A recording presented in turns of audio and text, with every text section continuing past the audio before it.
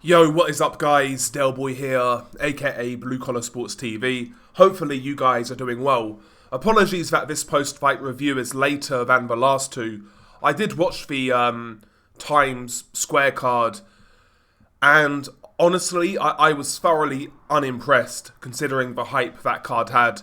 Teofimo definitely looked the best out of these fighters on that card.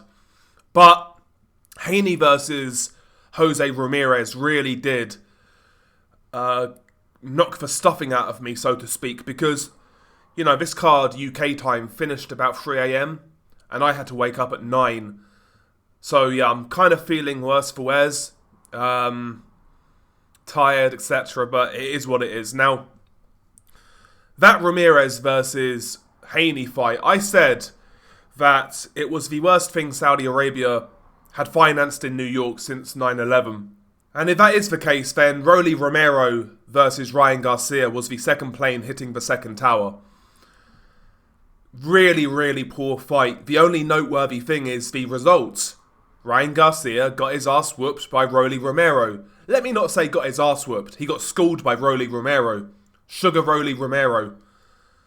Couldn't believe what I was seeing. I've got to give credit to Romero because, listen, he's a limited guy. He started boxing late. He's strong and whatnot, but very limited in terms of skill.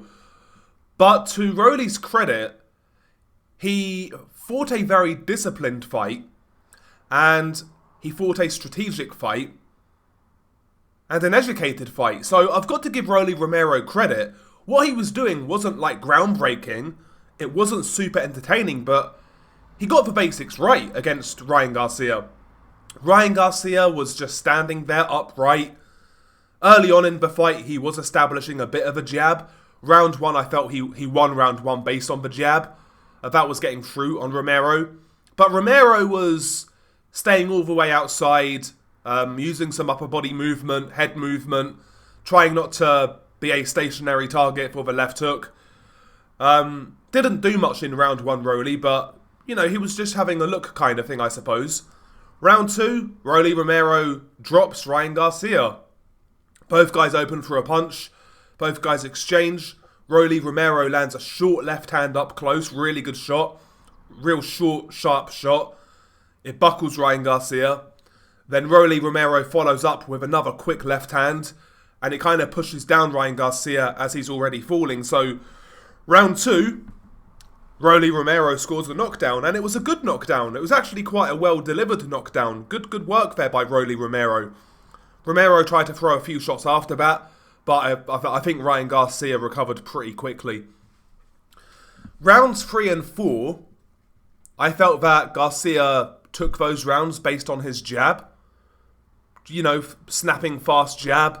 Nothing else really was coming off it. But he was active with that shot, and I felt Romero was guilty of just not letting his hands go, really. But again, at this point in time, Ryan Garcia is looking so tentative. Again, by the way, much like Devin Haney, Ryan Garcia looked scared in there. Especially after round 2. He looked scared of the power from Rolly Romero. I think he was embarrassed after getting knocked down. I think he was low-key scared. And he fought like that. After round 4... I'll be honest, I kind of feel like Romero won every round. Romero was changing levels, being very awkward. Romero wasn't doing much, but what he was doing, he was jabbing to the body.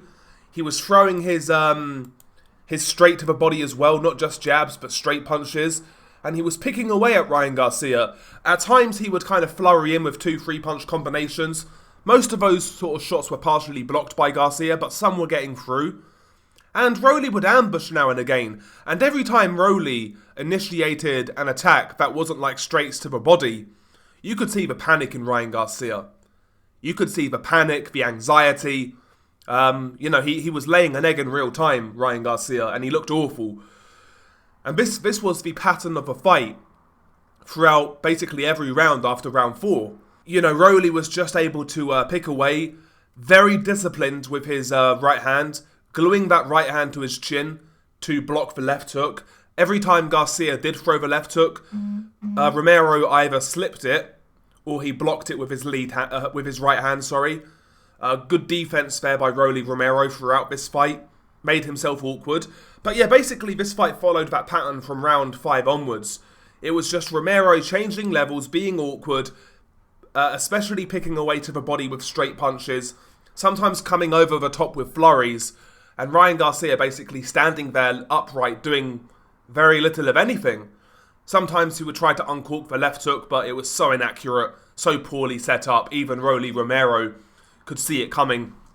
And, you know, it then kind of reached the later rounds, and this is when this performance is unacceptable. You're losing this fight to Rolly Romero. Sort of 3 rounds to go, where is the urgency?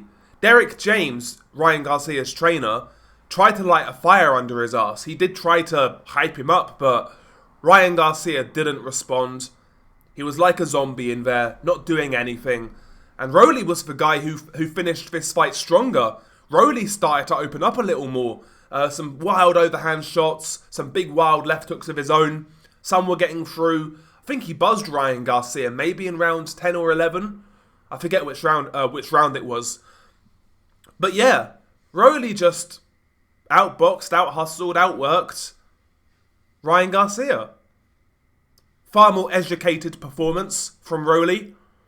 Good defense from Rolly, I would say. Switched on, you know. And listen, Rolly Romero, he pulls off arguably the upset of the year. It's a shame because the fight was so bad and the card really wasn't good. So it's not really, it doesn't really feel like as big a deal as it should have been. But fair play to Rolly Romero. It wasn't a great fight, but he was supposed to go in there and get knocked out. I thought he was going to get starched expeditiously, quickly. But he didn't. Like I said, his performance was educated. His trainer, Ismail Salas, obviously drew up some sort of game plan. They was working in camp, you know, preparing for that left hook. I'm sure they was doing an assortment of drills and whatnot.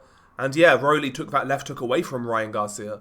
And as a result, he was rendered totally useless.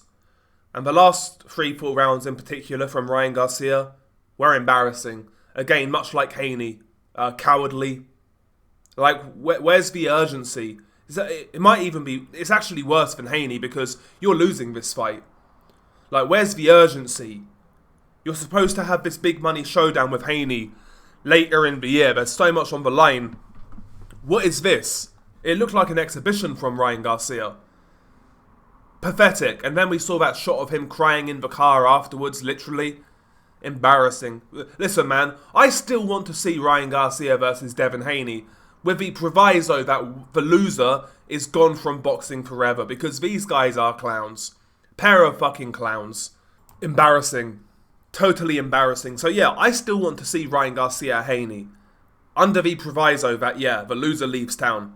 Write it into the contracts, WWE style. Loser has to retire. Loser is fired. Vince McMahon fucking settings. That's what I want to see. Because what they put on last night was so poor. So poor. And considering the stage, considering the unique event, if that doesn't fire you up, then nothing will. Honestly.